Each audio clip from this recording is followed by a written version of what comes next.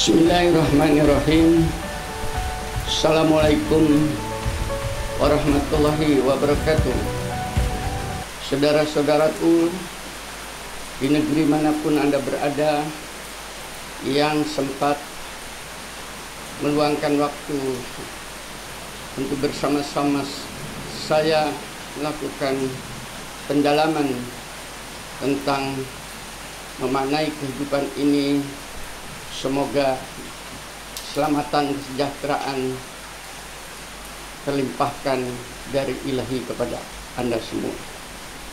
Pada kesempatan ini saya akan mengangkat sebuah judul yang saya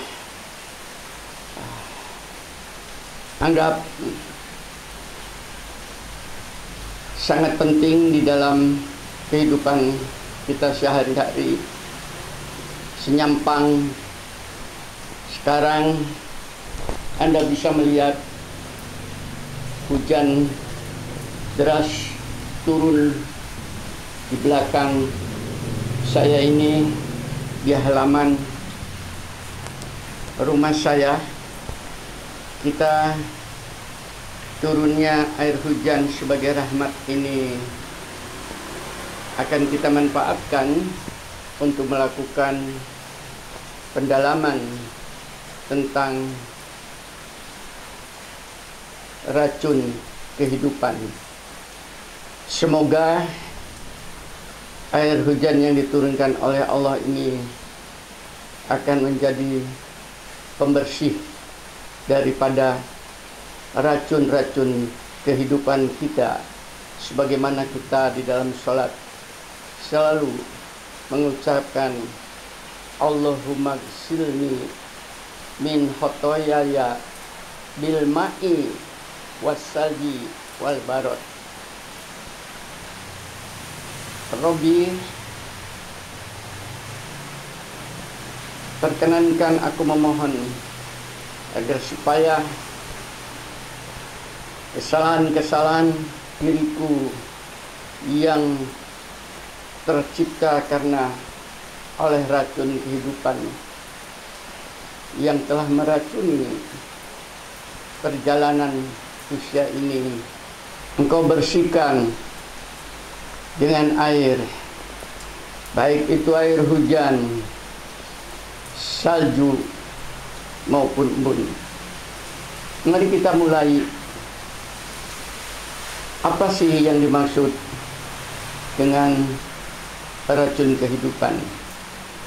Ketahuilah oleh Anda semua bahwasanya di dalam kehidupan ini ada 4 racun yang berbahaya yang bisa menyerang siapa saja, tidak peduli orang itu mengimani Tuhan atau menafikan keberadaan Tuhan. Tetap Anda akan terserang oleh 4 racun ini kalau Anda tidak berhati-hati. Yang pertama, kita mengenal racun yang sifatnya adalah racun fisik. Racun fisik itu sumbernya tentunya di alam ini, baik itu adalah dari tumbuh-tumbuhan, banyak tumbuh-tumbuhan yang beracun, atau binatang-binatang beracun seperti laba-laba, kalajengking, ular, katak, bahkan ulat dan sebagainya, termasuk juga jamur-jamuran juga banyak yang beracun, atau racun yang diciptakan oleh manusia, itu racun kimia namanya. Sebagaimana dalam kehidupan sekarang ini adanya wabah corona itu juga adalah merupakan racun biologis yang diciptakan oleh rekayasa genetik manusia itu sendiri. Insya Allah,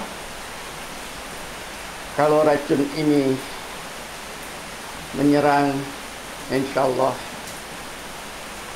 selama ada ikhtiar kita di sana, kita bisa mendapatkan penawarnya di dalam alam sudah diciptakan oleh Allah. Karena Allah menciptakan Di situ segala sesuatu itu selalu berpasang-pasangan. Ada racun dan insya Allah ada penawar. Tapi yang berbahaya adalah apabila racun itu mengena pikiran Anda. Ini yang dinamakan racun pikiran. Kalau racun pikiran yang mengena Anda, maka harta melimpah, terasa miskin, rumah mudah terasa sempit. Lalu apakah penawarnya? Dalam kehidupan sehari-hari, pada tingkat racun yang kedua ini, yaitu racun pikiran, orang pada dasarnya itu hidup dalam sangka-sangka, di dalam merespon apa yang dilihat oleh panca indera jasmani dan merespon apa yang didengar oleh telinga jasmani ini. Kemudian disimpan di dalam intelektualnya, dianalisis atas dasar asumsi-asumsi berandai-andai yang kemudian terakumulasi menjadi sebuah kesimpulan yang sesat, dan itu akan menjadi racun.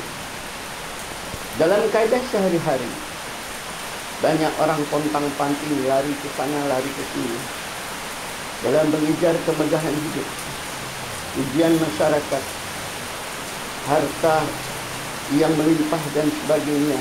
Itu semua adalah asumsi yang pada dasarnya mereka itu adalah dibayang-bayangi atau diterangi oleh racun pikirannya itu sendiri, yakni seandainya aku mendapatkan itu, maka mulialah hidupku. Seandainya aku mendudukinya, maka betapa bahagianya aku. Tapi di dalam kenyataannya, Anda bisa melihat semua itu adalah bayang-bayang kehidupan. Sehingga manakala tercapai, setelah dibuka, dipegang oleh tangannya, itu laksana pepesan kosong. Kita bisa melihat di dalam keseharian kita, di sekitar kita, banyak rumah megah, gedung bertingkat, apalagi saat ini sampai dijual belikan agar karena tidak mempunyai fungsi dan manfaat, bahkan banyak yang ditinggalkan oleh pemiliknya. Lalu kemana kemegahan itu yang selama ini telah meracuni dirinya, yang menyebabkan dia itu menjadi ini? Bahkan dalam keadaan seperti sekarang, orang panik, sulit cari kerjaan, sulit makan, takut mati dan sebagainya, karena dibayangi oleh racun yang sudah menyerang pikirannya itu. Maka apabila racun ini tidak ada penawarnya, maka pasti orang itu di dalam akhir hayatnya akan frustrasi, dalam kebingungan yang tidak berujung pangkal. Maka hati-hatilah. Yang ketiga, ini lebih berbahaya, adalah racun hati. Dikala hati telah teracuni, maka teh manis terasa pahit, bahkan gula yang manis terasa tawar. Lalu kemana hendak mencari penawar? Saudara-saudara, racun yang paling berbahaya pada hati ini adalah racun was-was, racun ragu, dan yang paling menjadi induk adalah kemunafikan diri. Itu adalah racun yang disebut dengan nifaq. Hati-hati dengan racun ini, karena apabila Anda sudah teracuni oleh nifaq ini, maka setiap perkataan ini menjadi dusta. Maka menjadi janji-janjinya itu menjadi dusta, yang dijadikan amanahnya akan dikhianati. Orang kaya demikian ini, insya Allah dia sudah akan sulit untuk mendapatkan petunjuk. Lalu bagaimana? Atau kemana dia akan mencari solusi agar supaya hatinya menjadi tenang, sementara dia sendiri dalam kebimbangan? Pasti menjadi sulit. Yang terakhir, racun yang paling berbahaya adalah racun yang disebut dengan racun kepercayaan atau iman. Racun terhadap keimanan, terhadap kebenaran, khususnya kebenaran ilahi, itu dinamakan syirik. Orangnya disebut musyrik. Kalau Anda berjamaah, maka Anda dikatakan kaum musyrikin. Syirik, begitu mudahnya racun ini mengenai setiap individu. Di dalam masyarakat kita bisa melihat banyak umat Islam itu sendiri yang pada dasarnya mengimani ketauhidan yang begitu kokoh, akan tetapi digiring oleh orang-orang yang punya kepentingan tulus materi semata, diajak ziarah ke wali-wali, dan di tempat itu Anda melakukan perbuatan-perbuatan musyrik karena memohon pertolongan kepada wali-wali atau orang-orang yang dianggap keramat. Ini adalah bentuk kemusyrikan yang nyata. Bisa saja kemusyrikan itu adalah dalam diri Anda sendiri, bahwasanya Anda kehilangan keyakinan terhadap apa yang dinamakan qada dan qadar ilahi ini adalah bagian dari garis pengaruh Allah, sehingga Anda putus asa terhadap jaminan Allah. Akhirnya dalam keputusan Anda itu, segala sesuatu yang tadinya salah dianggap sebagai sebuah kebenaran. Inilah kemusyrikan yang untuk saya harus dihindari. Lalu apakah obatnya? Apakah penawarnya dari tingkatan-tingkatan racun itu tadi? Kalau itu mengena pada pikiran Anda, maka coba Anda lakukan sebuah perenungan, sebuah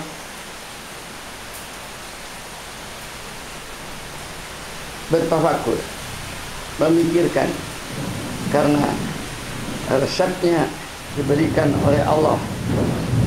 Sesungguhnya orang-orang yang bertakwa, apabila mereka dibayang-bayangi oleh pikiran-pikiran atau racun-racun kejahatan dalam pikirannya itu tadi,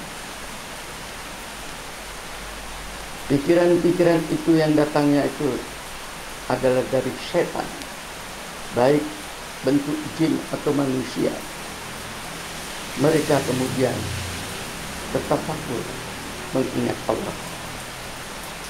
Maka pada saat itu juga Allah akan membimbingnya, akan memberikan penawarnya, sehingga dia akan tahu di mana solusi keluar daripada kesalahan-kesalahan atau keluar daripada pikiran-pikiran yang berarti. Silahkan resep ini, penawar ini, Anda baca di dalam surat Al-A'raf, surat ke-7, ayat 201. Karena pada dasarnya hanya Allah yang bisa memberikan petunjuk pada pikiran yang sudah teracuni. Teman tidak akan bisa diajak diskusi apa-apa, bahkan sering sekali justru menambah kekuatan pikiran. Belajar untuk melakukan dialog dengan ilahinya itu, diskusi dengan yang menciptakan pikiran itu sendiri. Tanpa itu, maka Anda akan selalu dalam kebingungan di dalam hidup.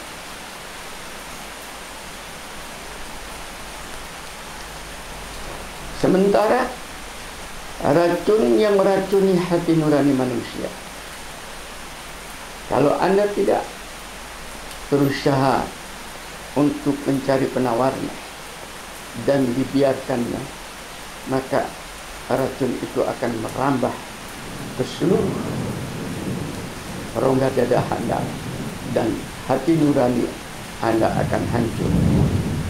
Kalau sudah kayak demikian ini, maka Allah memberikan informasi yang sangat strategis untuk Anda kaji. Fi qulubihim maradun fazadahumullahu marada walahum azabun alim bima kanu yaksibun. Dalam hati mereka ada penyakit, dalam hati mereka ada racun. Lalu racunnya itu bertambah-tambah sehingga penyakitnya itu semakin kronis.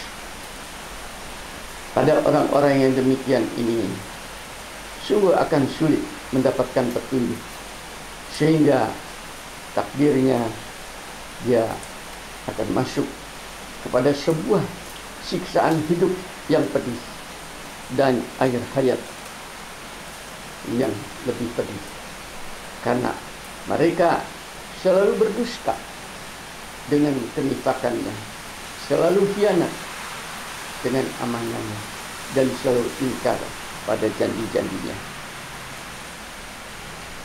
Lalu bagaimana untuk menghilangkan racun itu tadi atau penawarnya? Tidak ada lain adalah Anda mulai mempelajari resep-resep yang diberikan oleh Ilahi di dalam firman-Nya itu tadi, supaya Anda bisa menghayati dengan benar. Karena resep-resep oleh Allah itu dikasihkan berulang-ulang, yang dengan itu maka akan gemetar kulit orang-orang yang takut kepada Tuhannya, kemudian menjadi tenang kulit dan hati mereka ketika sudah menyerahkan dirinya kepada Ilahinya. Itulah petunjuk Allah, itulah penawar dari Allah. Ya, dengan kitab itu Allah menasihati kita. Dengan kitab itu Allah memberikan petunjuk kepada siapa yang mau memanfaatkannya. Anda bisa membacanya di dalam Al-Zumar surat 39 ayat 23.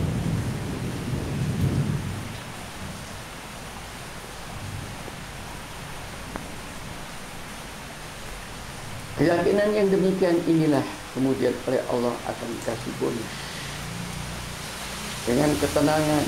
Walladzi anjalna sakinata fi qulubil mu'minina yahdadu imanan ma'a imanihim wa billahi junudus samawati wal ardh wa kana Allahu aliman hakima. Dialah Allah yang memberikan ketenangan pada hati orang-orang yang beriman, untuk menambah keimanan mereka.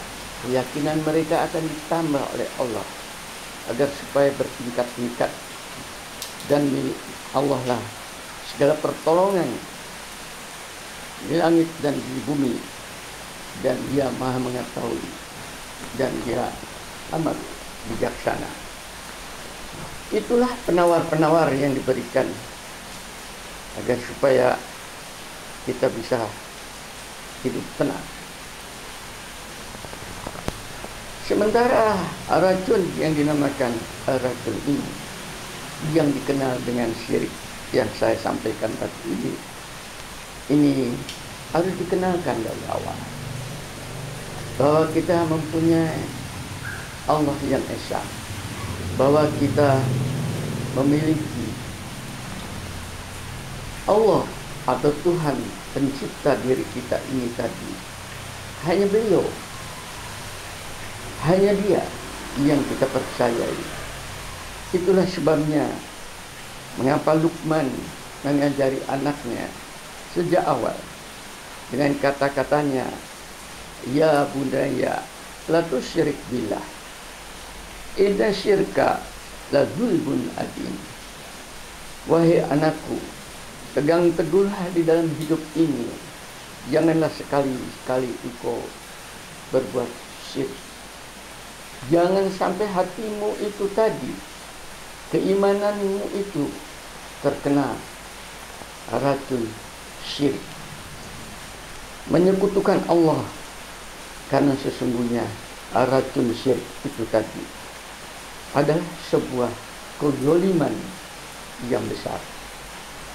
Anda akan sesat semakin jauh di dunia.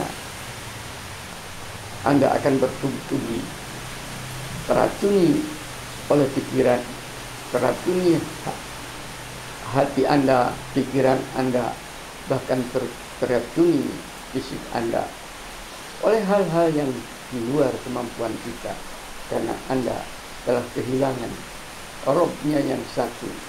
Qul huwallahu ahad. Katakan bahwa Allah itu hanya esa, Allahus samad, dan hanya kepada Dialah segala sesuatu termasuk diri kita ini sangat bergantung. Lam yalid walam yulad. Dialah Allah yang tidak diturunkan oleh orang tuanya, tidak diperanakan, dan Dialah Allah yang tidak memiliki anak. Walam yakul lahu kufuwan ahad. Dan Dialah Allah yang esa, yang tidak ada setara dengannya di seluruh alam ini, karena Dialah pencipta kesetaraan itu, maka tidak mungkin Dia setara dengan yang diciptakannya. Mudah-mudahan dengan apa yang saya sampaikan, sambil kita menikmati tetesan air hujan yang diturunkan oleh Allah sebagai rahmat ke dalam alam ini, racun-racun yang saya sebutkan itu akan terbiras, terkuras, tercuci habis, kembali kepada lautan yang luas, sehingga tidak berdampak pada kehidupan kita ini. Mudah-mudahan dengan cara-cara Anda menempatkan pola pikir yang benar ini tadi, dengan rujukan yang terstandar dari ilahi, dengan melakukan keinginan-keinginan untuk memperbaiki diri, insya Allah Allahnya akan membimbing Anda. Dari Bima Sakti Malang, saya ucapkan kepada Anda, mudah-mudahan Anda semua terberkahi dan dalam bimbingannya. Alhamdulillahirabbil alamin. Assalamualaikum warahmatullahi wabarakatuh.